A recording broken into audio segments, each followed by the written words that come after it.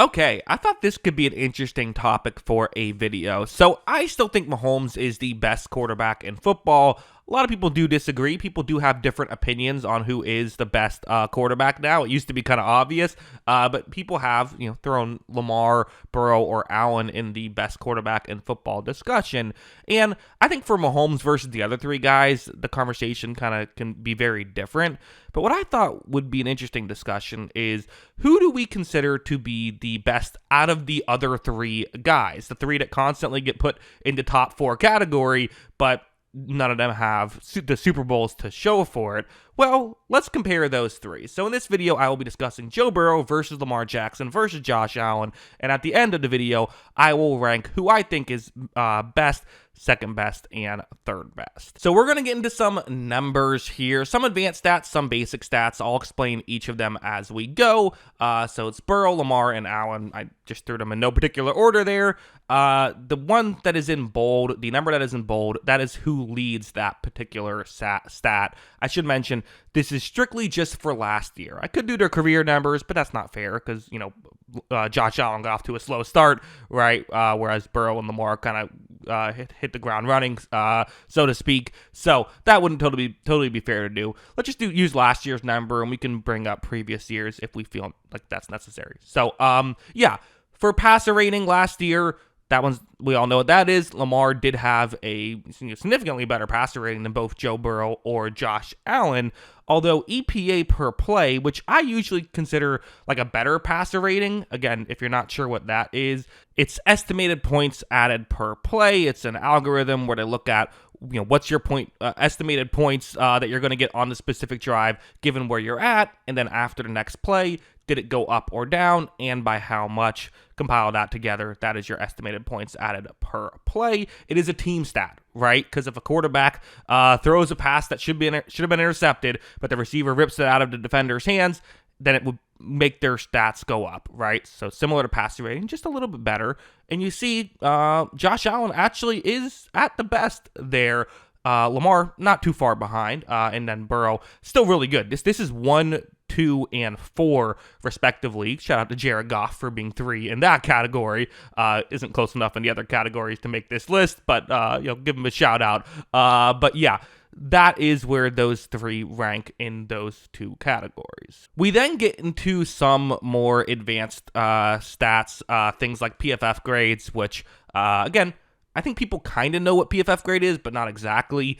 So just to explain that real quick, PFF graders, they look through each play. They give each play something from +2 to -2, anywhere in between that. Then they compile it together and create an overall rating. Usually what this means, though, is that it gives an edge to guys who are more consistent, and it can sometimes hurt more volatile players. For example, Mahomes is usually not great in PFF grades, or at least not as good as you would expect from him. And I think for Allen, you could argue a very similar thing. Allen is still third in PFF grades, but 3 points behind Lamar. Lamar does lead that category, which kind of makes sense.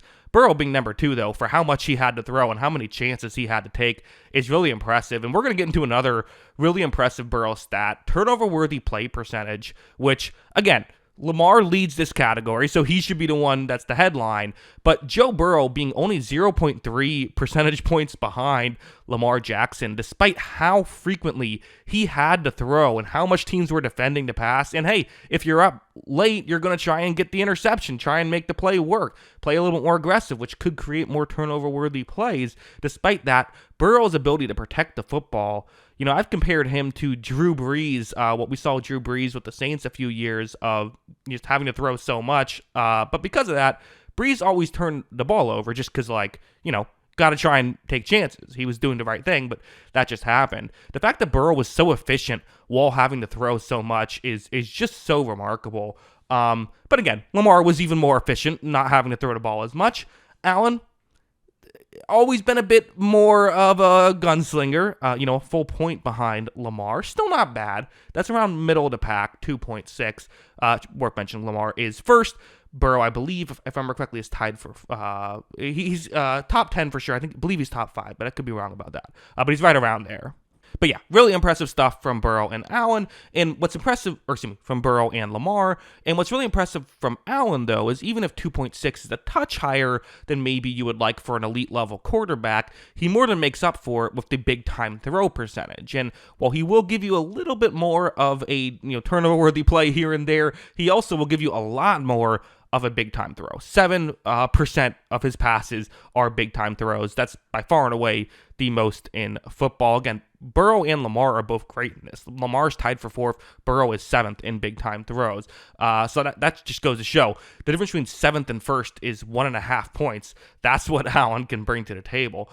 That's definitely where he shines. That is if you are an Allen truther, this is why. Because he does give you the most big-time throws in football consistently. Finally, average depth of target, kind of a simple one, but just how far do you throw down the field? Lamar is first in that category. He, on average, throws 9.3 yards down the field.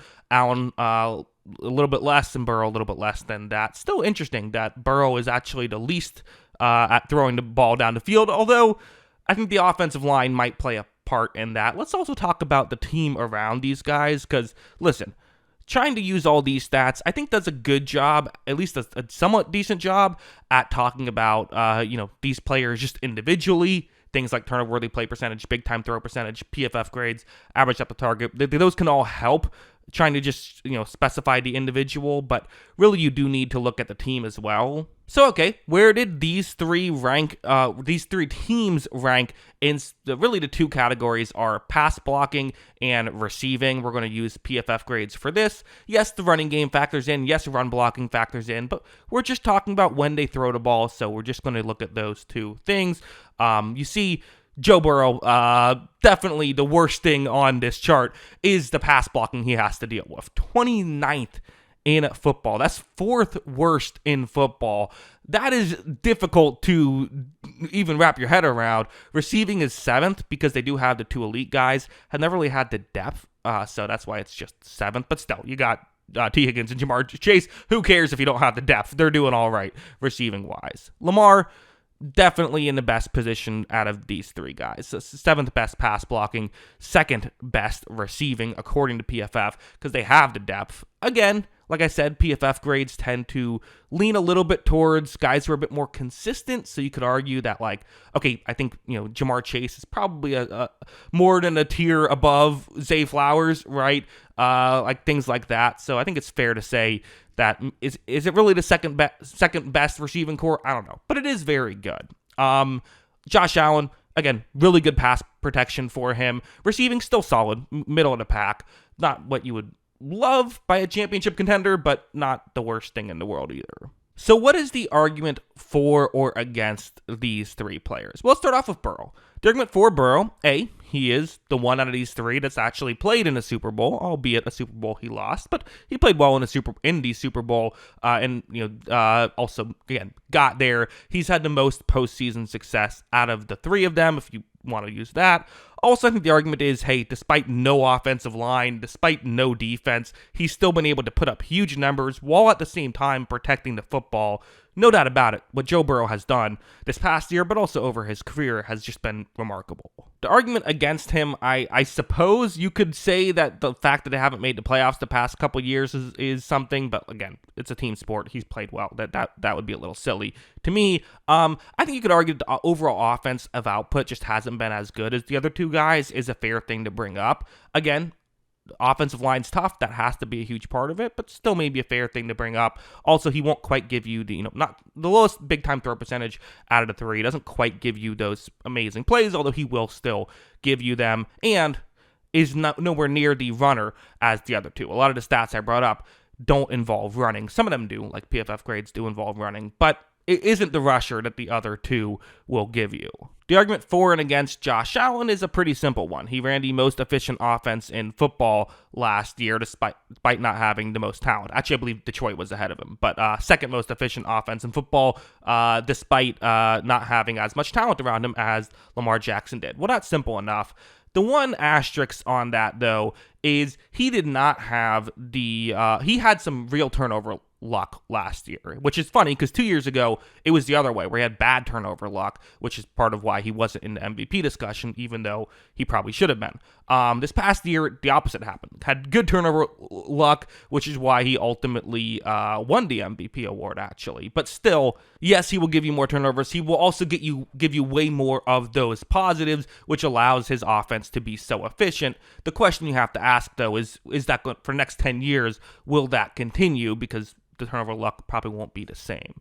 Lamar Jackson, again, the argument for him is kind of simple. He does not turn the ball over hardly at all. Is amazing at protecting the football while still giving you some of the highest big time throw percentages in the league consistently. Runs a ridiculously efficient offense.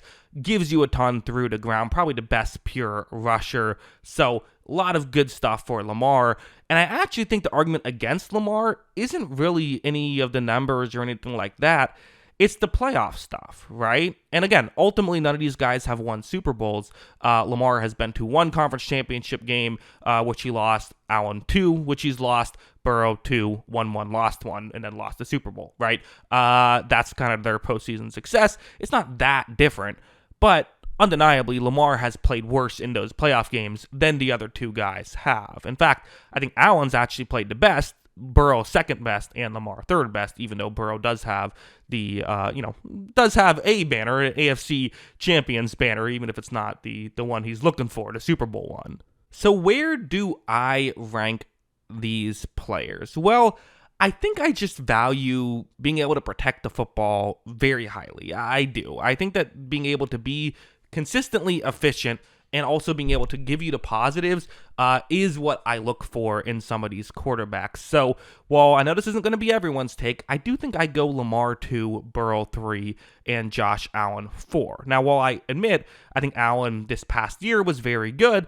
I did kind of like both Lamar and Burrow's seasons a little bit better because I thought that they did a better job of protecting the football, even though for Allen, the numbers don't necessarily look bad in terms of what the results were. I think for the next 10 years, he will turn the ball over more than those other two guys. And I think he'll also probably give you a little bit more of those big-time throws and those splash plays. I don't think it'll quite outweigh the turnovers. So that is why I would go Lamar 2, Burrow 3, and Allen 4. But again, I kind of wanted to make the argument for and against each of these guys because I really do think you could argue either of them, as the best out of the three. I don't think there's necessarily a right or wrong answer because I do think it is close between the three of them, which is interesting. So yeah, those are kind of my thoughts on Burrow versus Lamar versus Allen. Let me know in the comments below. What are your thoughts? Always love hearing from you. Of course, as always, thanks for watching.